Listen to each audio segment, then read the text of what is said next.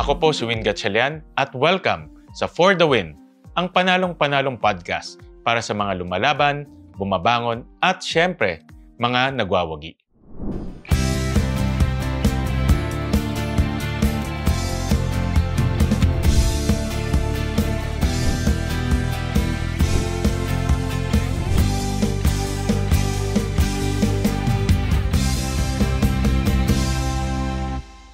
Naranasan mo na bang mapaikot? Hindi lang basta pinaikot ng buhay, kundi pinaikot din ang mundo ng milyong-milyong Pilipino sa galing, disiplina at dasal. Ang mga taong binago ng talento, meron ding binago ng tiyaga. Pero yung guest natin ngayon, binago ng trumpo. Hindi siya singer, hindi siya dancer, pero siya ang naging kampyon. Mga ka-win-win, it's an honor to welcome Grand Champion ng Pilipinas Got Talent Season 7, once-in-a-lifetime talent, Ricardo Cardong Trumpo Cadavero. Ricardo, maraming salamat sa pagpunta dito sa aming podcast na For the Win. Kayo yung buena mano namin. Bago man ang lahat, isang magandang hapon po sa inyo, sir. Salamat din po at yung meron ako ngayon, salamat naman at medyo naimbitahan niyo ko kasi gwapo pala si sir. Gwapo. Thank you po. Thank you. At pinataba niyo yung puso ko. Thank you. So, unang-una, Ricardo, congrats. 99.5% ang nakuha niyong boto sa Grand Finals. Ang taas nun 99.5%. Grabe yung landslide. Ako mismo, napanood ko kanina yung inyong performance doon at sabi ko nga sa inyo kanina na parang magic eh. Hangang-hanga talaga ako doon sa inyong performance. So, kayo ba mismo, nagulat ba kayo sa inyong nangyari doon? Ikwento nyo nga sa amin kung paano ba naghanda ba kayo, tapos nagulat ba kayo doon sa boto na nakuha ninyo? Sa semifinals pa lang, abot-abot yung panalangin ko na makapasok ako ng semifinals. Although na kapag hindi ako makapasok ng Grand Final, sir, laging pumapasok sa isip ko, sir, yung consolation. May uwi ako sa pamilya ko. At least may consolation kayo. Kasi yun talaga ang lagi kong goal sa akin na bawat puntahan ko ano man yan, kailangan may uwi ako. Pero hindi ko alam na papasok pala ako dyan sa Grand Finals. Tumaas pa yung score. Wala po kong idea dyan. Magkano ba yung consolation nung ano? Yung sa semifinals po, yung talo 10K. Tapos kapag ikaw naman ay pumasok po Grand Finals, 20K po. Hindi ko naman alam na papasok ako doon. At saka, yung scorean, hindi ko po alam yan eh. Wala sa kalooban yung mga scorean. Basta ang focus ko, kung saan ako abutin ito, sikapin ko ito na makuha. Matalo manalo, basta nakapag-perform ako, sir, bonus na sa akin yung yung manalo ko. Basta ang puntos ko doon, sir, na mayroon talaga kung... Pero hindi naman halata na parang kayo, parang handang-handa kayo doon nung tinitignan ko yung nyo eh.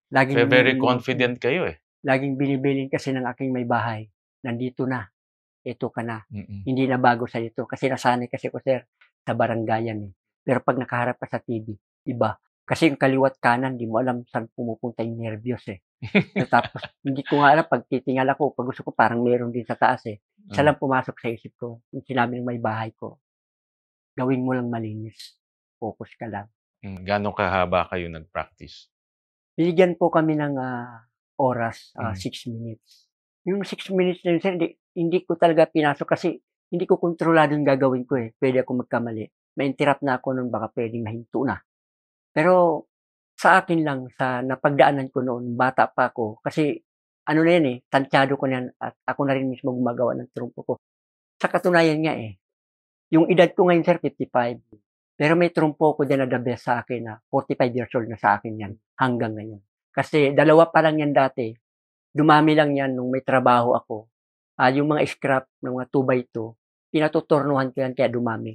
Kaya yung dating sa akin kung paano ang practice, mahawakan ko lang yung trumpo ko, sir. Masayaran na ng pako yung mga daliri ko. Okay na ako rin, sir. Paano kayo napasok dito sa pagtuturumpo? At bakit nyo sineryoso itong pagtuturumpo? Sa probinsyang kinalakihan ko kasi, sir. Galing kayo Jensen, di ba? Opo.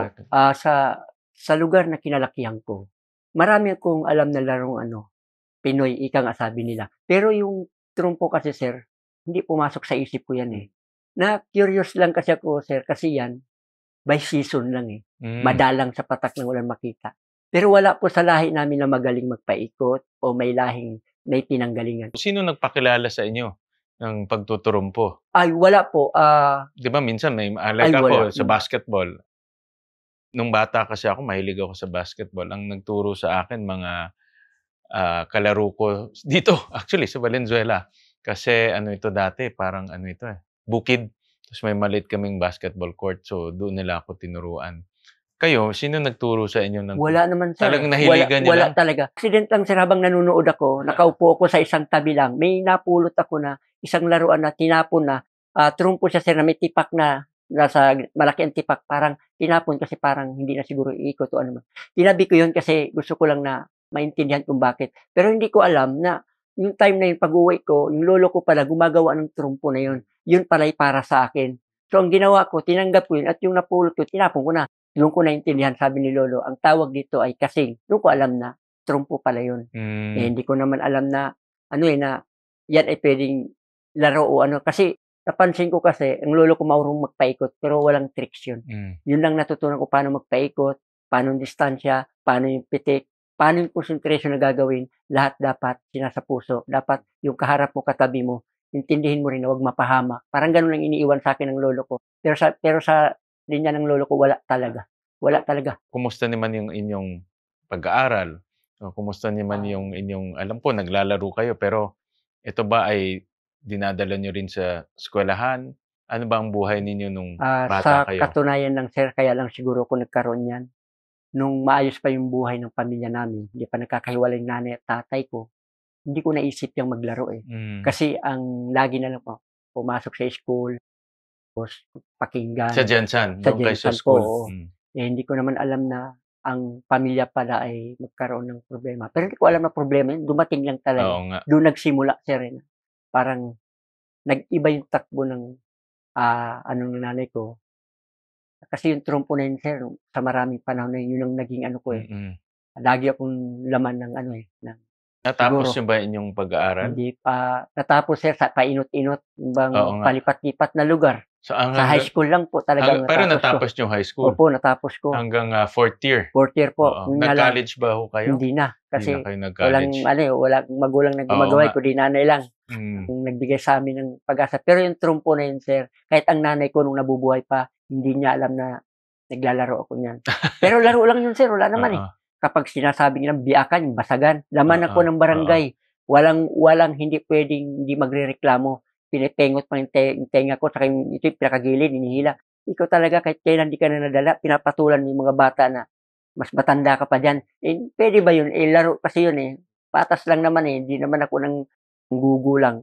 Sumali ka, tanggap kita. Yung Mga paglaro niyo ba ng trumpo, nakasagabal ba yun sa inyong pag-aaral? O paano niyo binabalanse nun? Nakita ko kasi parang ano kayo eh. Kasi yung pag-aaral, Passionate parang kayo sa trumpo eh. minsan hindi na, sa isang araw, minsan hindi ako dire-diretso eh, dahil dyan. So, hindi na kayo nag-aaral? O, parang gano'n eh. Sinisibatan ko siya eh. Lalo na pag math, sinisibatan ko na yan eh. Pag math, English, sibat na ako yan. Pero pag Pilipino, napapasok naman Anong ako. payo niyo naman sa mga anak niyo sa pag-aaral? Di ba ngayon kanina sabi niyo na Kinukwento ko naman sa kanila. binibigyan niyo ng pahalaga yung edukasyon nila. Kasi ako eh, yung narating nyo ngayon, hindi ko narating yan. At hindi ko pinangarap yan. Pero pinangarap ko lang na muli ko makita tatay ko, pero ngayon nandito ko, gusto kong ibigay sa inyo lahat na hindi ginawa ng tatay ko. Kaya sabi ko sa kanila, yung pag-aaral nyo na lang siguro yung pinakayaman ko na ingatan nyo. Ganun na lang iniiwan ko sa kanila. Kaya ko naman natanong yan dahil bilang senador, advocacy ako, edukasyon. Kaya yung mga ganitong kwento na nakikita ko na galing sa simpleng pamumuhay, pero umasenso dahil sa talento, sinisigurado rin natin na yung inyong napagtagumpayan naipapasa natin sa ating mga anak. Lalo na pagdating sa edukasyon. Yung isa kong yung bunso ko, hindi ko nagampanan na paaralin kasi gawa ng wala ang ganun. Oo Pero nga. hindi ko alam Ngayon, na meron na kayong premyo. ko na po. Sabi Oo. ko, hindi pa rin tayo nawala ng pag-asa. Andito pa rin tayo. Kasi yung pangalawang anak ko, gusto kong ipagpatuloy rin yung ano niya.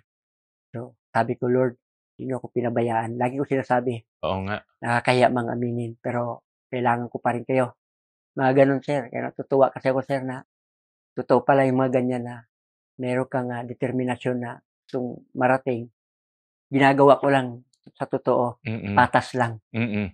Ano naman ang na ngayon na naabot niyo na itong bagong masasabi natin, yung bagong kasikatan niyo. Ano naman maipapayo niyo sa inyong mga anak, lalo na ngayon marami sa kanila nag-aaral. Paano niyo anong payo na ibibigay niyo sa kanila? Proud naman sila sa akin, sir. Pero mas proud ako sa kanila kasi lagi kong sinasabi sa kanila, ituloy niyo lang pag-aaral. Itong meron ako ngayon, huhupa din 'to eh. Sasamantalahin ko lang 'tong kaloob ng mga taong nakakaunawa sa buhay ko at binigyan ako ng pagkakataon na yung tagumpay ko ay hindi galing sa akin kundi tinulungan din ako na magabayan din ako sa dapat kong tutungtungan. Kaya kayo yung aking pag-asa sa mga anak ko na hindi ko man maibigay lahat. Baka itong pagkakataon 'to kayo nang may isip at may magandang talento na kayamanan na may kaalaman, gawin niyo na lang nakakabuti, nakakaganda sa buhay niyo kasi darating ang araw, kayo rin makikinabang. Gano'n din po ang Ako ibinibigay ko natutuwa sa ako, kanila. narinig ko na ginamit niyo yung inyong premyo sa Opo, pag-aaral ng inyong mga anak at naririnig ko sa inyo na talagang binibigyan niyong pahalaga yung kanilang kinabukasan, 'di ba? Di itong mga ganito, yung kuwento niyo ano ito, hindi pangkaraniwan 'to, 'no? At ang importante ngayon yung biyaya na nakuha niyo, napapasa niyo sa kanila, lalo na sa pag-aaral, yun ang pinakamahalaga, pag-aaral dahil yan dala-dala nila habang buhay na.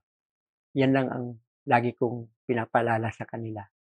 Kung may problema kayo, huwag niyong sarilinin. Andito kami ng mama at papa niyo. Kasi, kahinaan namin kapag una kayong malugmok. Anong susunod na hakbang para sa inyo? Meron pa ba kayong tinitignan na mga, let's say, mga laban sa abroad or laban dito? Meron pa ba kayong naiisip? Kung magkatotoo man yan, sir, isa sa pangarap ko, nakahanda ako, sir. Pero kung sakali man, Ano yung nandito pangarap ako. na yun? Ano yung pangarap na yun? Una, sir, bago ko makatungtong ng ibang bansa, sir, aminin ko talaga. Sabi ko sa may bahay ko pagkatapos nitong mga transaction ko, dalhin mo ko sa Manila Zoo kasi kahit kailan di Manila pa ako Zoo? nakarating. Opo, hanggang Talaga? ngayon, di pa po. Ngayon, Actually, siguro huling punta ko dun, bata pa ako sa Manila Zoo. pa ako nakarating. Kahit hanggang ngayon, di ko pa nga alam kung buhay pa yung mga yan. Basta, Wala na yatang animal dun eh. yun, sir, kung matulungan ako ng PGT. Kasi sa ngayon tinutulungan nila ako kasi may problema po kasi ako sa birth certificate. Hindi ako makagalaw-galaw kasi Wala marami. kayong birth certificate? Meron po, kaya lang error. Ako natutulong sa inyo, i-hero. sigurado dyan. Ako nang bahala. Basta birth certificate, kabisado ko ho yan. Kaya ako nang bahala sa birth certificate. Marami rin akong nahuling mga taong peke ang birth certificate. Kaya yun sa inyo, alam ko, tunay na Pilipino kayo, tunay na birth certificate ang ibibigay ko sa inyo. Salamat naman po, sir.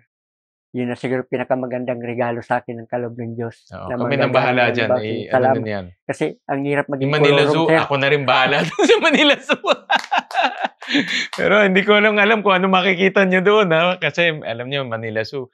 Sa isip ko, sir, yung hindi yata yung hayop, sir, yung word ng Manila Zoo. Kasi nung Oo bata nga, pa ako, oo, sir, tama, parang oo. Tama, parang tama sa ho kayo akin, ano doon. kaya ang ano Kasi nito? lahat ng Oo. bata, pag sinabi mo Yung Manila Zoo, Manila yun Zoo po, talaga eh. pumapatok sa isip ko. Kaya yung mga anak ko nagsilaki ng ganyan. Sila nauna pang kahit nung maliit pa nadala ako, hindi talaga, sir, Auditive ko talaga kahit Oo tumapak nga. hindi ko pa naano Yung para kasi lang busy lang. makatapak lang doon. Ano. Yun lang naman yung mabuo yung kwento ng buhay ko. Ayun Oo na. nga, correct. Naintindihan ko ho yun. Naintindihan ko ho yun. Salamat po, sir. Kaya yung sana kung makapag-abroad ako dahil okay naman kahit siguro hindi, sir, kung parang itong nangyari sa akin, wala na siguro kung patunayan, sir, eh. Kumbaga naabot ko na ito, natanggap ko na siya. Balik din ako sa normal na dati na hirap ako ngayon, bonus na 'tong binigay sa akin, hindi na ako mag-aalala sa kailangan ko. Abante na ako sa gusto kong hanap buhay. Walang pagbabago, sir, pamilya, sama-sama tapos magsimba kami palagi. Yun lang ang ano ko, sir, eh. Kasi yung Simple hanap lang, buhay simple. kaya lang naman namin. Kasi dati, sir, ayaw patawarin talaga ako sa totoo lang kasi, sir, sa isang araw kasi, sir, 1 kilo lang kailangan ko, bahala na bukas. Makakain lang kami 3 beses sa isang Oo araw. nga. Danas ko kasi hindi maiwasan lumuha, sir, eh. Kasi Mm. naalala ko lang. Pero alam, sir, na aabot ako ng ganito. Ano ang Tapos yung pakikitungo niyo sa'kin, sir, pagtanggap, hindi ako makapaniwala. Mga dumarating sa'king biyaya, sir. pero ano itong mga biyayang 'to, ano ho, Tay Cardo, ano ito, pinaghirapan niyo rin ho 'to, 'no? So, ano naman mapapayo niyo sa mga taong na ano rin, na Pasensya na kayo, sir, okey lang ho, okey lang ho, okey lang. Okey lang ho. Ano bang may trabaho ba kayo ngayon? Ano bang pang-araw-araw niyong livelihood o trabaho? Ang trabaho ko, sir, halo-halo na, eh. Yung mapagkakitaan ng isang araw. Fishball vendor, sir. Tapos karpintero, tile sitter, cabinet maker, sir. Kung merong dumarating Karpentero, sa'kin, narinig opo. nakita ko nga sa inyong interview, 'no? Kasi po ano, parang ako yung ayoko sana magpahinga, sir. Kasi Bata pa yung kayo, kung kasi magkasing edad lang yung tayo. kinabukasan kasi, sir, dun ako nag-aalala kasi kailangan ma-settle ko na 'to, makapagpahinga bukas, parang gano'n. Kaya yung sabi ko sa mga anak ko, marami akong napagdaanan kaya sikapin kong hindi niyo rin pagdadaanan. Hangga't kaya kong tumayo sa inyong harapan, hindi niyo ako makikitaan ng kahinaan. Gano'n din kayo sa pag-aaral niyo, laban lang.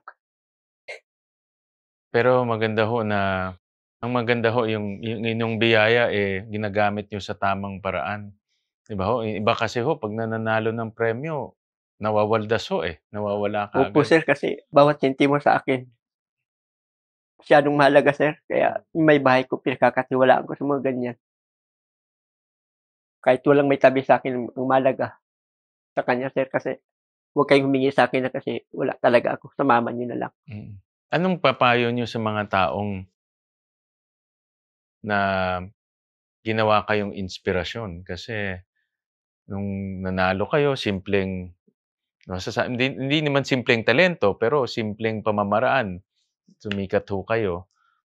Anong Yung mapapayo niyo? Ako maraming yung umiidolo ano, sa inyo. Nakita ko opo, yung ginawa niyong parang nasa sinulid.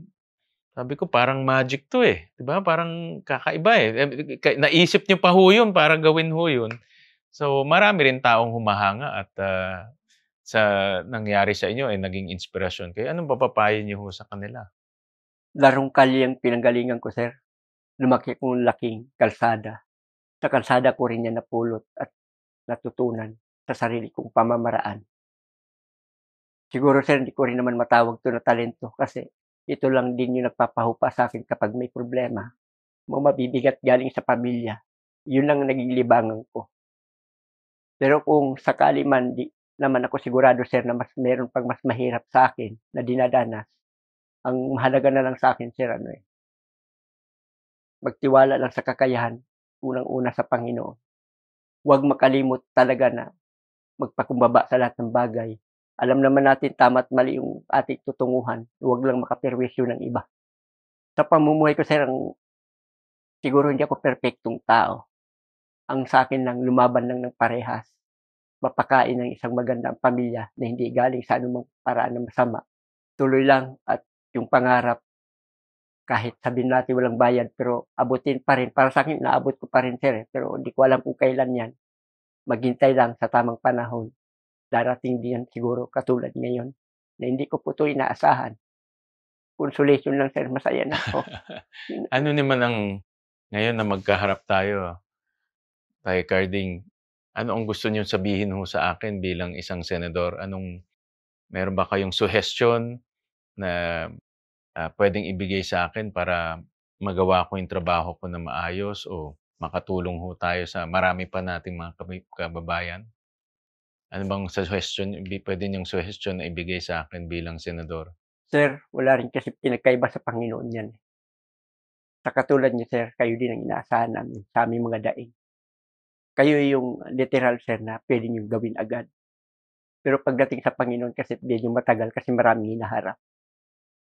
Siguro sa pamamagitan niyo naging instrumento din kayo. Isa rin ako sa bumuto sa inyo, sir, at nag-akay sa Salamat, amin. salamat. Kasi alam ko, hindi lang kasi isipan ang lumalaban diyan, eh, yung totoong puso, sir. Kasi yun din ang naramdaman ko lalong nakapanayam ko kayo ngayon. marahil isang katawan lang kayo, sir. Pero alam ko pong may kahinaan din. Pero sir, huwag kayong bumitaw, sir. Tulungan niyo kami. Lumaban, sir. Tama kayo. Alam nyo, kakarding sa buhay, lahat ng tao maharap ng hamon eh. Araw-araw maharap tayo sa hamon. Iba hamon ng pamilya. Ako, iba yung hamon ko. Hamon ko yung mga problema ng bayan. Pero ang importante naman sa atin, huwag tayong susuko. Kaya sinabi nyo, huwag susuko. Tuloy-tuloy lang. At ang nakakataba ng puso kasi marami tayong nakikitang mga tao na pwedeng magsilbing inspirasyon sa atin para tuloy-tuloy lang. Kaya ang payo ko naman sa inyo dahil nakita ko na yung mga simpleng talento, pwede palang, nagulat ako, mga simpleng talento, pwede palang gawing instrumento ng inspirasyon at pwedeng gamitin din para ipakita yung inyong mga galing, no? At nakakakuha rin ng premyo. So, ang payo ko naman nakita ko bilang isang taong mapagkumbaba ay alagaan natin yung ating pamilya, no? At siguraduhin natin na mabigyan sila ng magandang edukasyon dahil yun talaga ang magdadala sa kanila. At kami naman nandito para makatulong ho sa inyo. Salamat, sir. Huwag kayong aalis. Marami pa tayong pag-uusapan dito sa For the Win. Ang matatag na pundasyon ang susi sa magandang kinabukasan. Kung mas maaga nag-aaral ang bata, mas gumagaling siya pagpasok niya ng elementary or high school. Dito sa atin, mandatory na ang kindergarten, pero ang daycare, hindi pa siya mandatory. Pinapalakas natin ngayon yung edukasyon ng mga batang nag-aaral sa daycare, particularly yung age 4 to 5. Ito ang layunin ng ECCD law. Dito sa batas na ito, bibigyan natin ng pagsasanay or training yung mga daycare teachers natin. Pangalawa, magpapatayo ng maraming daycare sa mga barangays natin. At pangatlo, yung education na ituturo sa mga bata ay magiging mas magaling. Nakadugtong na ito sa elementary at high school. Ang aking hope, yung pag-aaral ng mga 3-year-olds, 4-year-olds, hindi lang para sa mga mayayaman kung kaya magbayad ng tuition fee. Available na ito sa lahat. Ang ECCD law o ang Early Childhood Care and Development Law ay pinapatupad na ngayon at kailangan namin ang suporta ng ating mga magulang, ng ating komunidad para maging matagumpay itong batas na ito. And we're back in the show. Ito po ang For the Win podcast. Nakasama pa rin natin si Tatay Cardong Trumpo. Tatay Cardo, meron ba kayong paboritong trumpo o isang trumpo na mabigat ang ibig sabihin para sa iyo? Kung okay sa inyo, sir, gusto ko ipakita. Yeah. Pakita nyo nga sa akin. Ito po ay 3 klase. Kung 55 years old po ako ngayon, ito po nasa 45 years old na po itong dalawa na to. Napasama lang ito isa, sir, kasi ito ay galing sa scrap na pinagtrabahoan ko. Kailan lang. Dumami ako. No? 2x2. Pinatornuhan ko na lang. Galing. Ito yung pinang semifinals ko, sir. Pero ang totoo niyan, sir, wala naman sa idea ko, sir, na swerte o lucky, hindi naman Parang parang may tiwala lang ako dito sa ginawa kong to. Kasi hindi siya magalaw, matining talaga siya. Ito ba yung dumaan sa ano? Opo. Sa sinulid? Sa spiral. Yung sa sinulid, yung talagang tumulay. Hindi rin, sir, iba rin yun. Iba ba kasi ito, halimbawa, maigsi yung pako niyan, tumataas. So, iba tali niyan. So, kailangan, siya, no? Kailangan balance, Opo. No? So, kayo gumawa nito? Ako rin mismo. Galing, ha? Ito yung sa lolo ko. Nasundan siya ko gumawa nito? Siya mismo. Yan ang unang regalo niya sa akin. Siguro doon yun nakuha yung interest. Bayabas. Wala naman, sir. Kasi hindi naman niya ako nakita ng bayabas to? Bayabas po yan. Kaya pag hinawakan nyo, kala mo kape. Kasi yan, sir, binabad ng lolo ko sa suka. Tapos lumabas yung dagta niya. Yun hinimok. Ang paggagawa rin pala ng turumpo, merong science. No? Hindi rin to basta-basta. Kailangan balance. Kailangan, diba? Hindi to yung basta gagawa ka lang. Oo, galing. Ang galing. Tapos hinahanap ang gitna niyan Yung pinakagitna ng katawan. Pinakagitna, no? Oo. Galing. May ganun ka pa. Dapat gawin yung negosyo. Wala akong alam dyan sa negosyo. Hindi ko alam kung saan ako magsisimula sa internet, 'di ba? Ngayon uso na ngayon sa Facebook yung magbebenta. Try ko, sir. Patulong ako sa anak ko kung Oo, paano 'di ba? sakali. I'm sure mga anak Opo, niyo pwedeng ta-try ko. ngayon naman sa Facebook pwede na magbenta, 'di ba? Para Yeah. bumalik rin yung hilig ng Pinoy na bata. Kung Huwag ano, na mag-cellphone. mahabol ko pa kaya yan, sir, sa ganyang moderno na tayo ngayon. Pwede naman. Wag na sila mag-cellphone, magturumpo na. Kasi ano rin siya eh. Natatandaan ko, di ako kasing galing ninyo. Parang natatandaan ko ng bata ko. May mga kalaro akong nagtuturumpo rin. Parang uusap kayo, nagkukwentuhan kayo. Tsaka sa labas naglalaro, hindi sa bahay. Sa bahay. Sa labas talaga. Correct, Kasi oo. baka kung saan to tumapon eh. Kaya sa labas talaga. Tama. Kaya safety palagi, mga ganun. Tsaka may ano ka, sociable, may kausap ka. Hindi Tsaka lang iba-ibang mga bata yan eh. Makakaharap mo. Correct. Gusto niyo mamalaman anong talento ko naman? Kayo po, kung okay lang ba eh. Kung mamarapatin eh. Alam niyo, nung bata ako, mahilig ako mag-drawing. Kasi bumibili kami ng kapatid ko, nasa taas, ng comics. Tapos ginagaya namin ng comics. Ano lang, yung mga superheroes ang inaano namin. Mga Superman, Batman, yun ang inaano namin. So, mahilig ako mag-drawing. Pero ngayon, hindi na ako masyadong marunong mag-drawing. Pero nung bata kami. Yung kapatid ko naging arkitekto dahil mahilig yung sumugod. Nasa linya nyo siguro yan eh. Sa lahi nyo yan eh. Kaya talagang ganun siguro. Yun ang aking talento. Pero hindi ako mananalo sa Philippines Got Talent. Kahit pag sumali ako, siguradong talo ko. Tay Cardo, ano ba sa inyo ang tunay na tagumpay? Para sa inyo, ano ba ibig sabihin ang tunay na tagumpay? Yung tagumpay kasi sa akin, sir, parang napakalaki niyan eh.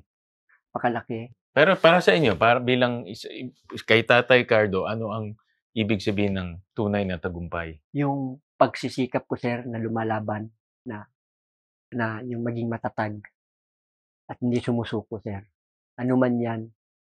Kung ako may mapapaluhod, wag lang madapa kasi lagi ko yun, wag lang madapa kasi mahirap tumayo. Pero iaangat ko talaga yung sarili ko, sir, kasi lagi kong sinasabi sa sarili ko, ayaw kong makitaan nila ako na panghinaan ng loob. So, doon ako pumupokus sa sarili ko, tinatalikod ko sa sarili ko, sir. Hindi ako papayag ng ganito. Ano man tong hangganan ko to. Yung tagumpay ko na to, sir, sa totoo lang, utang ko to sa pamilya ko eh. Hindi ko rin to kakayanin mag-isa. Kailangan ko rin talaga sila.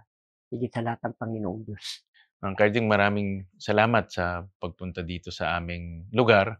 At napapanood ko lang kayo sa YouTube ngayon, magkaharap na ho tayo. Po, sir. Next time, turuan niyo ako yung magic niyo. Akala ko talaga magic eh. Hindi po. No, akala ko magic. So, paano ginawa ito? Biro niyo sa sinulid, pinadaan ng turumpo. Kaya sabi ko, next time, papaturo ako sa inyo kung paano gagawin niyo. Paano gagawin niyo.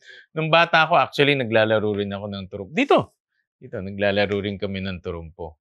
Pero hindi ganun kagaling ho niyo. No? Ito ay mga simpleng laro lang. Hindi ko nga kasi mawari, sir, sarili ko na gano'n na daw ko kagaling. Pero para sa akin, sir, parang normal lang eh. Parang wala lang. Laro lang kasi. Pero salamat naman po, sir. Unang-una sa lahat. Kala ko hanggang panonood na lang ako. Ngayon ako nga nanonood sa inyo. Sabi ko, may pagmamalaki na ko sarili ko na may bahagi ko sa buhay ko na hindi bastang tao at may mabuting kalooban. Salamat, Panginoon. Maraming salamat po. Thank you, Carding. Maraming salamat. At yan po ang kwentong tagumpay natin ngayong araw. Sana may natutunan kayo. Samahan niyo ako ulit sa susunod na episode. Ako po si Win Gatchalian.